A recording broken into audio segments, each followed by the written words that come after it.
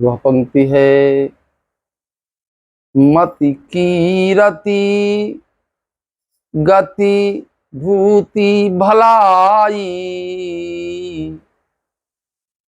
जब जेहि जतन जहाँ जेहि पाई। मति कीरति गति भूति भलाई, जब जेहि जतन जहाँ जेहि पाए। सो जानव सत्संग प्रभाव, लो कहूँ बेदन अनुपाव। मति कीर्ति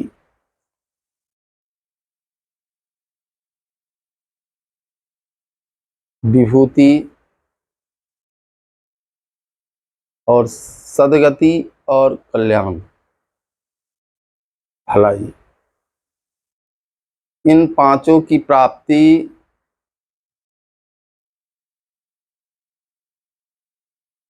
जब जेहि जतन जहां जेहि पाई। जब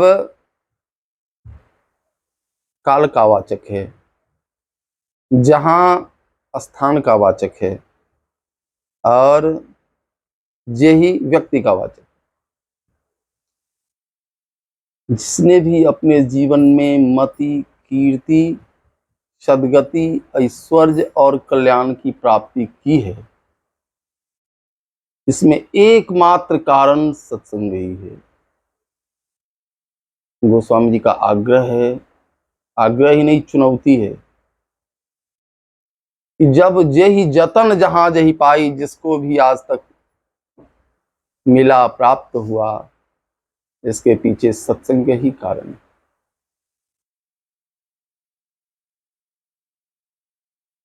अब सत्संग से सद्गति की प्राप्ति की बात तो समझ में आती है।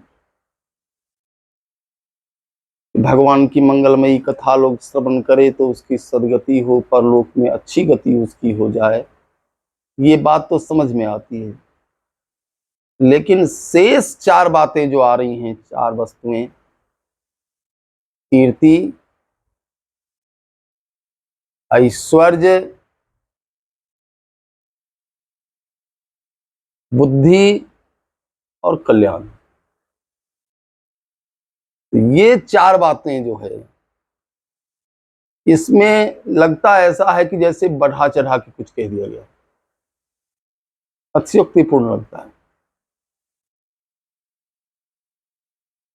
क्योंकि बहुत से लोग ऐसे देखे जाते हैं जो यश वाले हैं और जिनको बुद्धिमान के रूप में समाज में प्रतिष्ठा भी मिली हुई है, लेकिन सत्संग से उसका कोई नाता नहीं, सत्संग से उसका कोई संबंध देखा नहीं जा रहा। कोई बहुत बड़ा धनवान व्यक्ति है, लेकिन वो सत्संग नहीं करता है, यहां तक कि सत्संग की आलोचना भी करता है, और अगर मौका मिल जाए तो विरोध में भी खड़ा हो जाता है। ऐसे लोग भी समाज में देखे जाते हैं। क्या गोस्वामी जी की ये पंक्तियां अतिशयोक्ति हैं या बढ़ा चढ़ा कर कही गई हैं? जो परंपरावादी लोग हैं, जो सनातन धर्म की परंपरा में जीने वाले लोग हैं, उन लोगों का विश्वास है कि गोस्वामी जी की ये पंक्ति अतिशयोक्ति नहीं है, बढ़ा चढ़ा कर कही गई बातें। जैसे पहला देखें, मति किसी को प्राप्त हुई है तो ऐसा कहा जाता है, पूर्व जन्मार्जिता या विद्या, प्रारब्ध के अनुसार विद्या की प्राप्ति होती है, बुद्धि की प्राप्ति होती है, और पूर्व जन्म के अनुसार ही धन भी मिलता है, और पूर्व जन्म के अनुसार ही विवाह शादी भी होता है। पूर्वजन्मार्जिता या नारी अग्रे अग्रे धावती। नहीं तो बहुत से लोग अविवाहित भी देखे जाते हैं, बहुत से लोग धनहीन देखे जाते हैं, जन्म से ही गरीब परिवार में उनका जन्म हो जाता है। अब कोई जन्मजात राजा के यहाँ जन्म ले लेता है। तो इस तरह हम देखते हैं समाज में। तो परंपरावादी लोगों का कहना है कि यदि कोई व्यक्ति आज बुद्धि वाला है, सुबुद्धि वाला व्यक्ति है, तो किसी न किसी जन्म में उस पर संत की कृपा हुई है, और संत की कृपा के कारण ही आज वह कीर्ति वाला है, आज वह धन वाला है, आज वह बुद्धि वाला है। ऐसा परंपरावादी लोग मानते हैं। अब जरा गहराई से हम लोग इस पर विचार करें। गहराई से विचार करने के लिए अस्थिर से बैठना जरूरी है, तन के। कि जब तक आप एकाग्रचित से कथा नहीं सुनेंगे, बात पूरी पूरी समझ में नहीं आएगी। थोड़े मह सब कहूं बुझाई, भगवान ने कहा लक्ष्मण मैं बहुत थोड़े में समझाकर सब कुछ कहूंगा, लेकिन शर्त एक है, सुनहु तात मति मन चित लाई। बुद्धि मन और चित्त को एकाग्र करके सुनोगे तब समझ में आएगा। तो पहला मति की बात देख लें। रावण के विषय में ऐसा कहा जाता है कि रावण बहुत बड़ा पंडित था। हिरण्यकश्यप के विषय में कहा जाता है बहुत बड़ा पंडित था, बहुत बड़ा बुद्धिमान था, और उसने घोर तपस्या की, और इतनी तपस्या उसने की कि भगवान शिव और ब्रह्मा प्रसन्न हो गए। जब शिव जी सामने आए तो रावण ने वरदान मांगा, हम काहू के मरही न मारे, हम काहू के मरही न मारे, मैं किसी के मारने से नहीं मरूं। जबकि मरना जीवन का ठोस सत्य है, चिरंतन सत्य है, कोई इसको झुठला नहीं सकता है, मरना सबको पड़ेगा। और इस बात को असत्य सिद्ध करने में रावण की बुद्धि लगी हुई है। रावण की बुद्धि लगी है कि मैं मरूं नहीं। हम काहू के मरही न मारे, ब्रह्मा जी ने कहा कि मरना तो बेटा पड़ेगा, तो अपने वरदान में संशोधन कर लो। रावण ने संशोधन किया, बानर मनुज जाति दुई बारे, दू को छोड़कर। बानर हमको मार सकता है, मुझको, और मनुष्य मार सकता है, इसके अतिरिक्त कोई नहीं मारे। तो रावण ने अपनी तपस्या के द्वारा मात्र यही वरदान मांगा, अपनी मृत्यु मांगी। एक तरह से देखें आप तो मृत्यु अपनी मांग रहा है। भगवान शंकर व्यंग के लहजे में कहते हैं, रावण मरण मनुज कर जांचा। रावण ने वरदान मांगा है मनुज के हाथ से मेरी मृत्यु हो जाए, अपनी मृत्यु स्वयं मांग ली रावण ने। हिरण्यकश्यप ने घोर तपस्या की और भगवान से वरदान मांगा कि मैं दिन में नहीं मरूं, रात में नहीं मरूं, अस्त्र से नहीं मरूं, शस्त्र से नहीं मरूं, आकाश में नहीं मरूं, पाताल में नहीं मरूं। मरने से बचने का सारा उपक्रम कर लिया, फिर भी मारा गया। तो ये बुद्धि की विपरीतता ही कही जा सकती है, बुद्धि की विडंबना ही कही जा सकती है। तो ऐसी बुद्धि यदि किसी को प्राप्त हो जाती है तो बुद्धि कल्याणप्रद नहीं होती है। बुद्धि और मन की सार्थकता है कि जब मन परमात्मा में लग जाए, परमात्मा से जुड़ा हुआ मन, परमात्मा से जुड़ी हुई बुद्धि मंगल कारक होती है। भगवान कहते हैं, मन मना भव मद्भक्ता मद्याजी माम नमस्कुरु।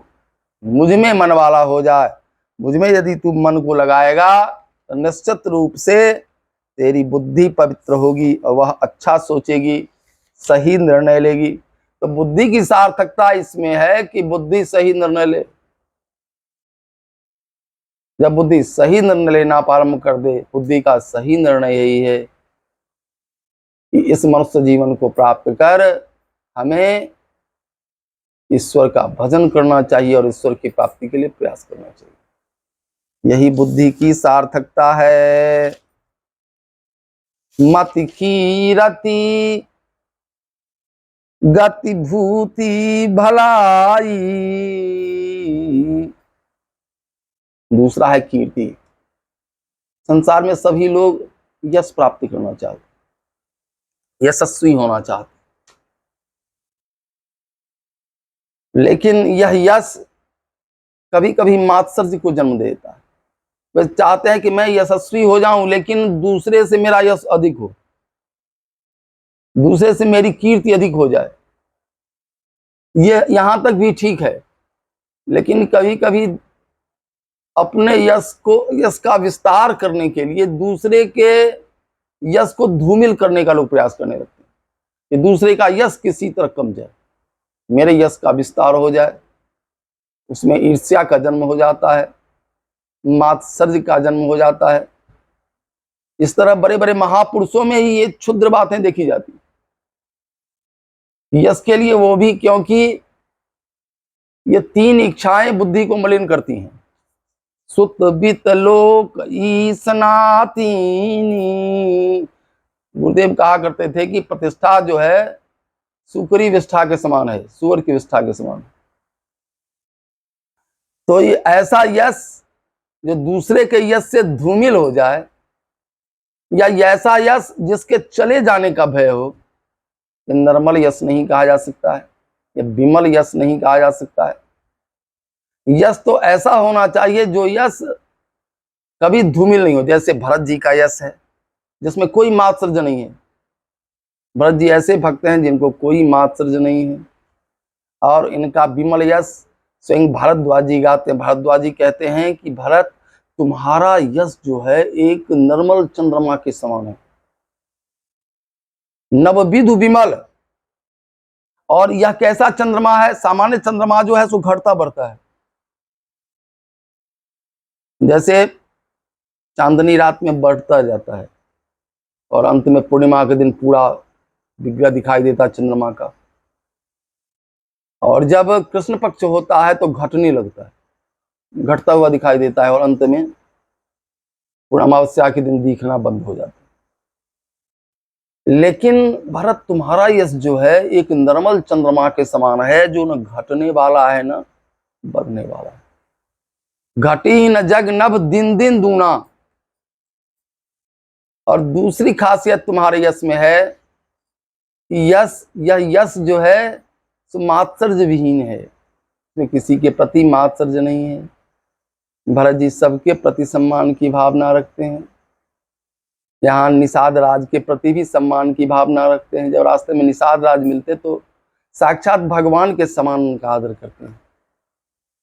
लखन के लिए उनके मन में भावना है कि लालन जोग लखन लघु लोने, भेन भाई अस आइन न होने। लक्ष्मण भगवान के समीप रहते हैं, भरत जी दूर रहते हैं, लेकिन लक्ष्मण के प्रति कोई ईर्ष्या का भाव नहीं। लक्ष्मण वास्तविकता में दुलार का पात्र है ठाकुर जी का, इसलिए प्रभु उसको पास में रखते हैं। तो यश जो है, यह यश भी तभी निर्मल रहेगा जब इसमें खोने का भय नहीं हो, और भक्त का यश, भक्त के यश में खोने का भय नहीं हो, उसका यश निर्मल होता है। तो पहला मति बुद्धि, दूसरा यश कीर्ति, और कीर्ति वाला ही जीवित माना जाता है। सच्ची कीर्ति उसी की है जो कीर्ति मात्सर्य रहित। मति की रति गति, गति तो समझ में आती है, भूति भलाई धन। जिस व्यक्ति में आंतरिक गुण नहीं होते हैं वह धन के प्रदर्शन के द्वारा अपने आप को बड़ा सिद्ध करने का प्रयास करता है।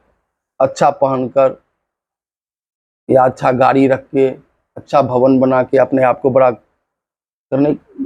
दिखाने का प्रयास करता है। जब भीतरी गुण नहीं हो, आंतरिक गुण नहीं हो, तो हम दूसरे माध्यम से अपने आप को बड़ा दिखाने का प्रयास करते हैं। धन, लेकिन धन यदि आपको प्राप्त है तो उस धन को गोस्वामी जी महाराज कहते हैं कि यह धन जो है कैसा है, कहते हैं प्रेत अग्नि के समान है। प्रेत अग्नि का उदाहरण देते हैं कि जैसे श्मशान में अगर आग दिख रही हो, जलती हुई आग दिख रही हो, तो ऐसी मान्यता है कि वह प्रेत का रूप होता है और प्रेत ही आग के रूप में दिखाई देता है। तो जब कभी जार में छुड़ता हुआ व्यक्ति उस आग के समीप जाना चाहता है, तो जैसे जैसे आगे बढ़ता है वो अग्नि भागती चली जाती है, और बाद में जब वह अत्यंत निकट पहुंच जाता है तो प्रेत उसको दिखता है, आग तो दिखता नहीं। तो प्रेत उसे दिख रहा है।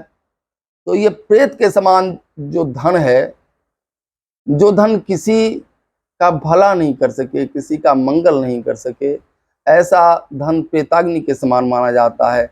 और जो धन भलाई में खर्च होता है, कल्याण में खर्च होता है, उस धन की बड़ी महत्ता होती है। गोस्वामी जी ने कहा कि धन संपत्ति, जैसे हनुमान जी कह रहे हैं रावण से कि रावण, तुम यदि अपनी संपत्ति को अचल करना चाहते हो तो भगवान के चरण कमल को हृदय में धारण करो, रामचरण पंकज धरू। रावण ने कहा कि हनुमान जी, मैं लंका का राजा हूं, मैं इसका अचल राजा हूं, कौन है जो मेरे सामने राजा बन सकता है? कौन दूसरे की सामर्थ्य है जो इसमें राजा बन सकता है? लेकिन रावण अस्थाई राजा रह नहीं पाया, और हनुमान जी ने जैसा निर्देश दिया था कि अगर भगवान के चरण कमल को तुम हृदय में धारण कर लेते हो तो तुम्हारा राज्य अचल हो जाएगा। ठाकुर जी से भी पूछा गया कि आपने विभीषण को लंकेश का पद दे दिया, अगर रावण शरण में आ जाए तो आप क्या करेंगे? तो प्रभु ने कहा था कि यदि रावण शरण में आ जाएगा, मेरा भजन करने लगेगा, तो मैं उसे अयोध्या का राजा बना दूंगा, और भरत को भी जंगल में बुला लूंगा, उसे अयोध्या का राजा बना दूंगा मैं। तो यदि तुम अपने इस लंका को अचल बनाना चाहते हो तो तुम ऐसा करो कि भगवान का भजन करो। राम चरण पंकज उर धरहु, लंका अचल राज तुम करहु। हनुमान जी ने कहा रावण सुनो, भगवान से विमुख रहते हुए जो संपत्ति प्राप्त होती है, जो प्रभुता प्राप्त होती है, उसके बारे में सुन लो। राम विमुख संपत्ति प्रभुताई, जाई रही पाई बिनु पाई।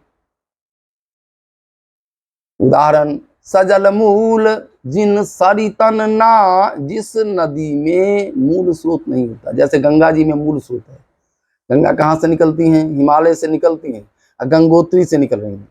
जमुना जी में जमुनोत्री से निकल रही हैं, हिमालय से निकल रही हैं। लेकिन जो नदियां मूल स्रोत से विहीन हैं, वर्षा ऋतु में उसमें पानी बहने लगता है, लेकिन जो वर्षा ऋतु समाप्त होता है तो ही जल समाप्त हो जाता है, जल सूख जाता है। सजल मूल जिन सरितन नाही, बरस गए पुनि तब वहीं सुखाए, फिर सूख जाता है। इसी तरह संपत्ति प्राप्त करके भी वह संपत्ति जो है सो अस्थाई नहीं रह पाती, समय से संपत्ति नष्ट हो जाती है, और जब संपत्ति नष्ट हो जाती है तो उस व्यक्ति को उपहास का पात्र बनना पड़ता है।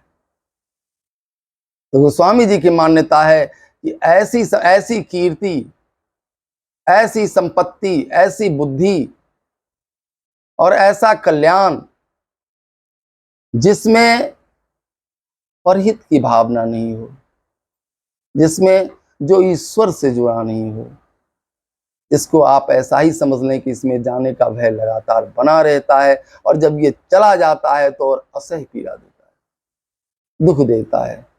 इसलिए मति, कीर्ति, सद्गति, भलाई, ये पांचों वस्तुएं यदि किसी को प्राप्त हुई हैं तो वास्तविकता में सत्संग के द्वारा ही प्राप्त होती हैं, और सत्संग के द्वारा प्राप्त जो ये है वही अस्थाई रहता है, और वही आपको सुख भी दे सकता है। सीताराम जय सीता।